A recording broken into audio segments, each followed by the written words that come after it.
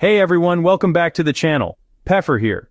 You know, we all have those what-if moments in our lives, right? That job you didn't take, that person you didn't ask out. Well, get this. Hollywood is full of them, especially back in its golden age. Black and white legends and spinning film reels. We're talking about legendary stars offered roles that became absolutely iconic, roles that changed movie history. But for one reason or another, a scheduling conflict, a bad feeling, just plain stubbornness, they said, "Nah, I'm good." These weren't small decisions, they sent ripples through the industry. You won't believe who passed. Let's get into it. Okay, let's start with a big one. I mean, a truly monumental one. The kind of decision that echoes through Hollywood history forever. We're talking about, before it was a film, it was a literary phenomenon, a Pulitzer Prize-winning novel that had captured the imagination of the entire country. So when producer David O. Selznick announced he was turning it into a movie, the question on everyone's lips wasn't, it would be a hit, but who on earth could possibly play its fiery, unforgettable heroine? The search for Scarlett O'Hara became a 2-year nationwide publicity spectacle. It was more than a casting call, it was a national obsession. Every actress in Hollywood, from established stars to hopeful newcomers, wanted that role. And at the very top of that list, the public's favorite and the studio's clear choice, was the undisputed queen of the Warner Brothers lot, Bette Davis. By the late 1930s, Davis was a force of nature. She wasn't just a movie star, she was an actress with a capital A, known for her fierce intelligence and her refusal to play bland, conventional women. She had the fire, the defiant attitude, and the sheer, undeniable talent to embody a character as complex and headstrong as Scarlett. She was a Southerner herself, which fans saw as a perfect fit. Independent producer David O. Selznick, the man staking his entire reputation on this film, knew he needed a star with her gravity and box office clout. The offer was officially on the table. A golden ticket to cinematic immortality. But this is Hollywood, and nothing is ever that simple. Davis was under contract to Warner Brothers, and Selznick was an independent. For the deal to work, studios had to trade their assets. Warner Brothers agreed to loan out their biggest female star, but they had one major condition. Selznick had to cast their biggest male star, Errol Flynn, as Rhett Butler. For Bette Davis, this was a deal-breaker. Flynn was the dashing hero of films like but Davis saw him as a lightweight, a handsome rogue who lacked the dramatic depth to play the cynical, world-weary Rhett. She famously declared she wouldn't be stuck in a film with him. She believed his casting would compromise the artistic integrity of the entire project, turning a serious drama into a frivolous costume picture. So, with her artistic principles on the line, she did the unthinkable. Convinced that a film with Flynn would be a disaster, she walked away from the role of a lifetime, and so, the search continued. Selznick eventually secured his dream Rhett Butler from MGM, Clark Gable, the king of Hollywood. And for Scarlett, after screen testing over 2,400 actresses, he made a star out of a relative unknown from England, Vivien Leigh. The rest, as they say, is history. Wasn't just a movie, it was a cultural event that defined a generation. It shattered every conceivable box office record, becoming the highest-grossing film of all time, a title it held for decades. The film swept the Academy Awards, and Vivien Leigh, the unknown, delivered a performance for the ages, winning the Oscar and becoming an immortal screen legend. And Bette? She had to watch from the sidelines as the role she seemed born to play became someone else's legacy. As a sort of consolation prize, Warner Brothers rushed a similar Southern Belle drama into production for her. She was magnificent in it, even winning her second Academy Award for the role. It was a huge triumph, but it wasn't. The irony must have been agonizing.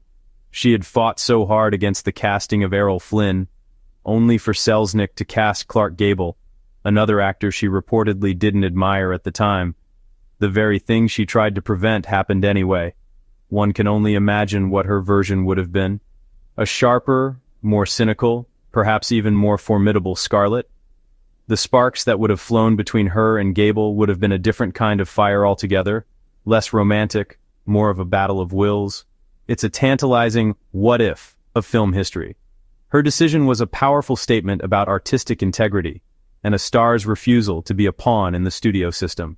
You have to respect her for standing her ground. But in later years, Davis herself admitted her regret, calling the decision a colossal professional mistake. The ghost of Scarlett O'Hara would follow her for the rest of her career, a constant, nagging reminder of the iconic role that got away. Bette Davis remained a titan, a true queen of Hollywood, but there's no denying it. Her principled no didn't just alter her own career path, it changed the course of cinema forever. What a way to start.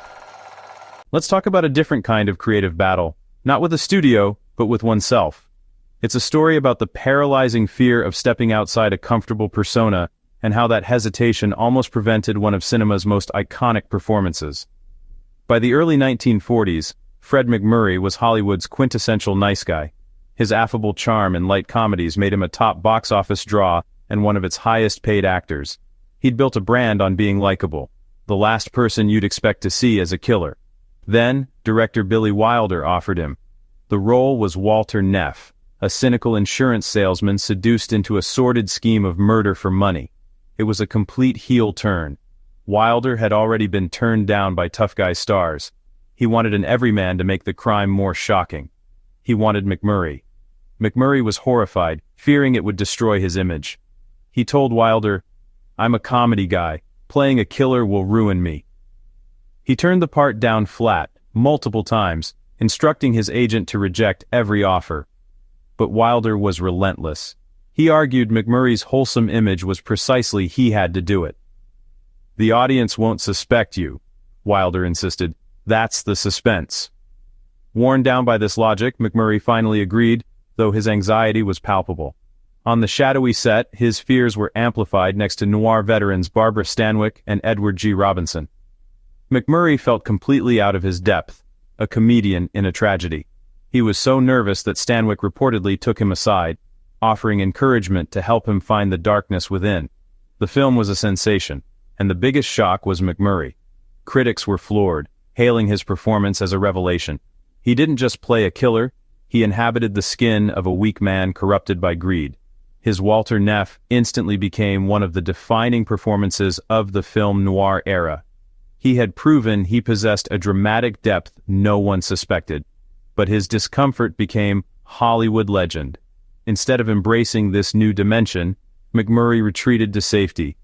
Becoming Walt Disney's go-to star and a sitcom dad, he chose financial security over artistic risk. Stands as a brilliant anomaly, a glimpse of the dramatic titan he could have been. He won the battle, delivering an immortal performance, but arguably lost the war for his own artistic evolution. In Hollywood, the fear behind a no can echo far longer and more hauntingly than a standing ovation. This one's heartbreaking. Judy Garland. A titan of Hollywood's golden age, but by the late 1950s, the woman who flew over the rainbow found herself grounded. Her turbulent life, shaped by the studio system that made her a star, left her struggling to redefine her career. Her film stardom had faded, and a reputation for being unreliable, a direct result of her grueling youth, preceded her. Major studios were wary. A comeback wasn't just desirable, it was essential for her survival. Then, a monumental opportunity from 20th Century Fox, the lead in their adaptation of the Broadway smash, South Pacific. The offer for Nellie Forbush was staggering, a massive salary and a share of the profits. This was a gold-plated hit with iconic songs, a chance to reclaim her A-list status. But Judy was plagued by self-doubt. At 35, she felt too world-weary to convincingly play the young, naive nurse. Her own life had been anything but simple. She feared the public wouldn't accept her as a cockeyed optimist, an insecurity fueled by years of intense scrutiny. The studio, nervous about her past, insisted on a harsh delay liability clause, holding her financially responsible for any production stoppages. For Judy, whose health was fragile, this was an impossible risk. It was a vote of no confidence, a deal-breaker for her team. Caught between insecurity and pressure, she turned it down. The role went to Mitzi Gaynor. The film became a cultural phenomenon and 1958's top grosser. For Judy, it was another devastating what-if. Her past created harsh conditions, which created pressure, which made the work feel impossible. Imagine Judy singing those songs, a deeper, more tender film, but it wasn't to be. Still, Judy rallied. She staged one of history's greatest comebacks with her legendary Carnegie Hall concert and earned an Oscar nod for Judgment at Nuremberg. The road stayed rocky, but a legendary role had slipped through a legend's fingers. A painful chapter in a brilliant, fragile legacy. A clash of titans, Clift and Brando. On the waterfront. Terry Malloy, a broken boxer, torn between corruption and conscience. Kazan wanted Montgomery Clift, an Oscar-caliber offer, but Kazan had named names. Hollywood called it betrayal. On principle, Clift said no. Brando hesitated, then took the role. I Could Have Been a Contender becomes immortal. 8 Academy Awards. Brando wins Best Actor. Clift's career faltered. A horrific accident and addiction followed. He chose loyalty over ambition. A powerful, tragic story about art, politics, and the price of principle. Wow. So there you have it. Bette Davis, Fred MacMurray, Judy Garland, Montgomery Clift. 4 legends whose no sent fate, and Hollywood, down a different path. Pride, fear, insecurity, principle, human reasons, undeniable results. Which do you think was the biggest missed opportunity? Tell us in the comments. And don't forget to subscribe for more Hollywood history. Thanks for watching. We'll see you next time.